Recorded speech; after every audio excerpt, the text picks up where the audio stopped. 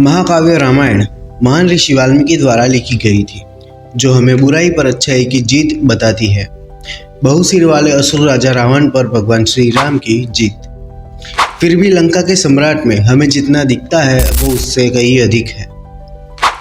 एक जटिल चरित्र जो एक धर्मपरायण राजा था, उसे अक्सर खलनायक के रूप में अद्वितीय माना जाता है। दरअसल रावण सिक्के के दो पहलुओं का सटीक उदाहरण है। अधिकांश देशों में वो खलनायक के रूप में कलंकित है, जिसने माता सीता का अपहरण किया और युद्ध शुरू किया। एक क्रूर दमनकारी शासक जिसने अपने ज्ञान और वरदान का दुरुपयोग किया। फिर भी श्रीलंका में रावण की एक अलग राजा की छवि है। उसे भगवान शिव का एक महान भक्त अनुयायी, एक महान विद्वान, एक सक्षम शासक और एक वीणा के उस्ताद के रूप में वर्णित किया गया है, जिसे रावणहत्ता के रूप में जाना जाता है। नमस्कार दोस्तों, एक बार फिर से स्वागत है आपका मिस्टीरियस टॉक्स में। कहा जाता है कि भगवान विष्णु के लोक वैकुंठ धाम में जय और विजय नाम के दो द्वारपाल थे।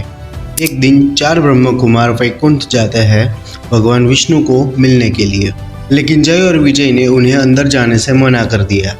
ब्रह्म कुमार इस बात से काफी क्रोधित हो गए और गुस्से में उन्होंने जय और विजय को श्राप दे दिया कि उन्हें वैकुंठ का त्याग करना होगा और धरतीलोक पर जन्म लेना पड़ेगा। जय और विजय को अपनी गलती का एहसास हुआ और उन्होंने ब्रह्म कुमारों से माफी मांगी। तब ब्रह्म कुमारों ने उन्हें 2 विकल्प दिए। पहला ये कि वो भगवान विष्णु के भक्त और धरतीलोक पर एक साधारण जीवन 7 बार जिए, और दूसरा ये कि सिर्फ 3 बार ही धरतीलोक पर जन्म ले और ज्ञान, धन और शक्ति के मालिक हो, लेकिन भगवान विष्णु के शत्रु के रूप में।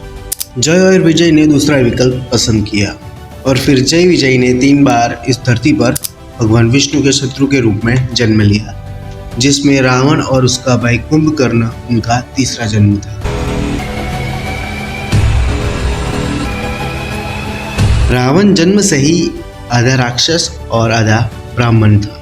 रावण ऋषि विशर्वा के पुत्र है, जो एक ब्राह्मण थे, और उसकी माँ कैकसी एक राक्षसी थी।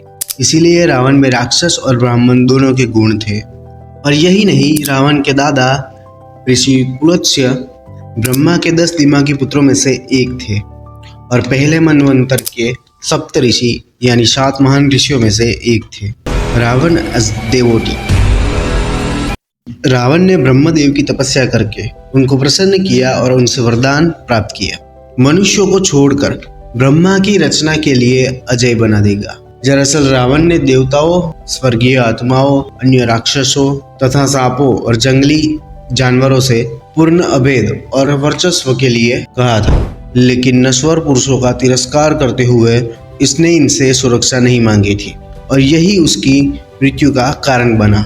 ब्रह्मा ने उसे हथियार के रूप में एक रथ और आकार बदलने की क्षमता उपहार में दी थी। How Ravan become Dashanan. ऐसा माना जाता है कि रावण ने भगवान शिव को प्रसन्न करने के लिए अपनी तपस्या के दौरान अपना सिर 10 बार काट दिया था।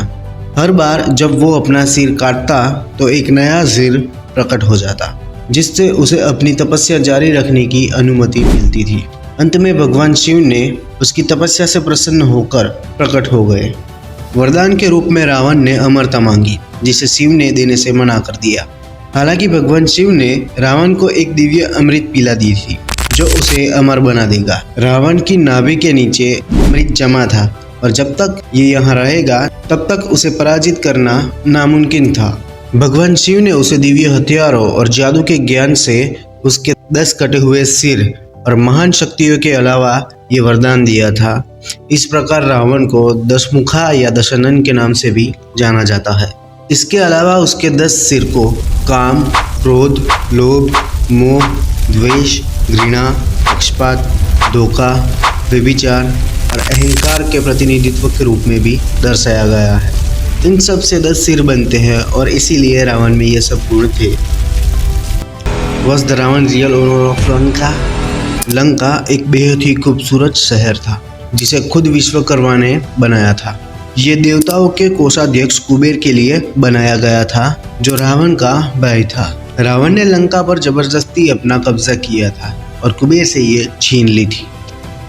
How Dashanan got the name and the creation of तांडव। रावण भगवान शिव का बहुत बड़ा भक्त था। वह भगवान शिव को लंका लाने के लिए कैलाश पर्वत पहुंच गया था। वहां उसका सामना नंदी महाराज से हुआ और नंदी महाराज ने उसे अंदर जाने से मना कर दिया। उसने नंदी का मजाक किया, जिससे नंदी जी ने गुस्से में आकर रावण को यह श्राप दे दिया कि उसके विनाश का कारण एक वानर होगा। इससे रावण क्रोधित हुआ और उसने कैलाश पर्वत को ही उठाना शुरू कर दिया, जिससे भगवान शिव बहुत क्रोधित हो गए और अपने पैर के अंगूठे से कैलाश को नीचे धकेल दिया, जिससे रावण कैलाश के नीचे दब गया।